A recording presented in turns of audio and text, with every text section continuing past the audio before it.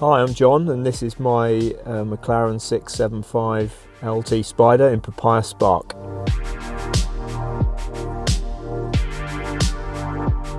Joining SCD was an interesting one.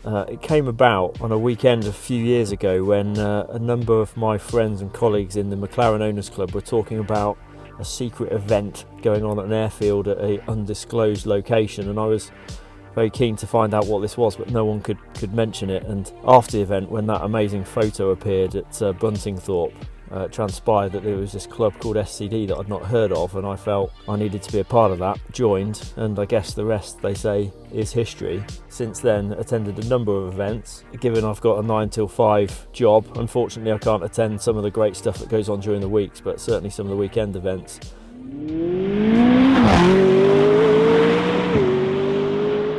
This isn't actually my first McLaren. I started my proper supercar experience, if you like, with a 650S. That was storm grey. It was about the most understated supercar I could find at the time. It had orange brake calipers at the time, which is about as crazy as I was feeling. But then, out of nowhere, I had no intention really to upgrade to an LT, even though a lot of guys in the clubs and the forums do talk about what a step on it was from the 650. This car came up with the specification that it had, and I really convinced myself rather quickly that with a bit of man maths, that if I was going to get into an LT at any stage, then this really was the one to get. And well, Papaya Spark's rather different from the Storm Grey, but I think it's fantastic.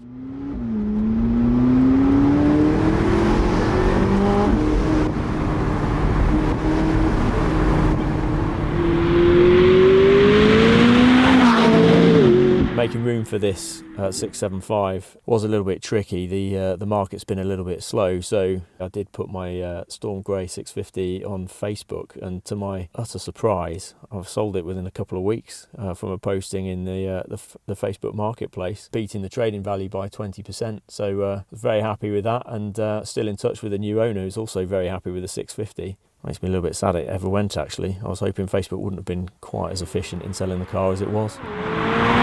I really didn't have any intention of buying a 675. I'm not a really experienced driver, and the 650 was plenty in terms of performance for me, but I'd listened to so many people talking about everything that the 675 was, and this spec came up very quickly at Manchester. I had a look at it, and I realised very quickly that if I was ever going to get into a 675, then this was the no compromise option, and jumped at the opportunity to put this in the garage.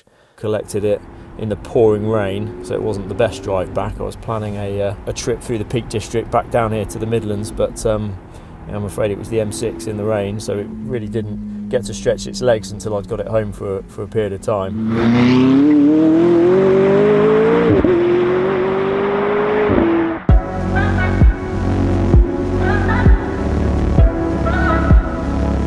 The specification of this car really is not one that I'd seen before, and it was the trigger for me to jump into the LT experience, even though I had no plans to do so. I know it's a bit of a cliche, but this car, apart from the Club Sport pack, has got every single option ticked, from the MSO windscreen wiper system to the air vent carbon fibre MSO nozzles. The carbon roof is really quite spectacular when you get up close, but the party piece of this car has got to be the 24 karat gold engine bay, which I think was spec'd in homage to the original F1, but really does, when you get up close, look quite amazing. The driving experience of this car is really very, very different from the 650. Some of the criticisms of the 650, if you like, was the fact that it was a little bit too refined. It was a little bit too sanitised, if you like. Didn't have the theatre of maybe your Ferraris or your Lambos, but they really did address that with this car. It pops and it crackles like the best of them.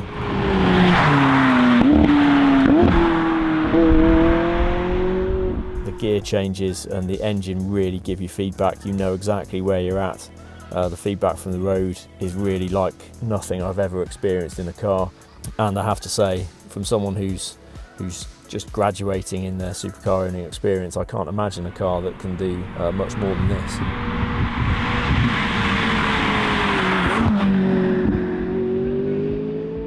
In terms of using the car, it's certainly no garage queen. I've doubled the miles on it since I've owned it earlier this year, I have to say this car was built for some track use, and I haven't really stretched its legs there before, and I'm looking forward to being able to take it out next year, hopefully pick up some SCD days with it to really see what it can do. But there's plenty of nice roads around here in the Cotswolds, and some well organised club days either with SCD or Instagrammers etc. who organise trips. We've got Caffeine and Machine has just opened up, which has become a bit of a mecca. I do get to take it out most weekends. It's a great excuse to volunteer to go and get the paper and then turn up an hour later with a big grin on your face.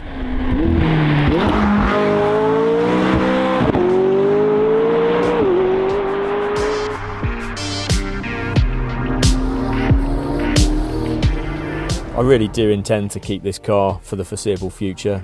Obviously, McLarens have had some bad press for depreciation. I have to say, with the limited numbers and the burgeoning classic status of the original LT that McLaren have made, and the generally held consensus that this is the best or one of the best cars they've made so far, I do hope this is going to protect its value a little bit more.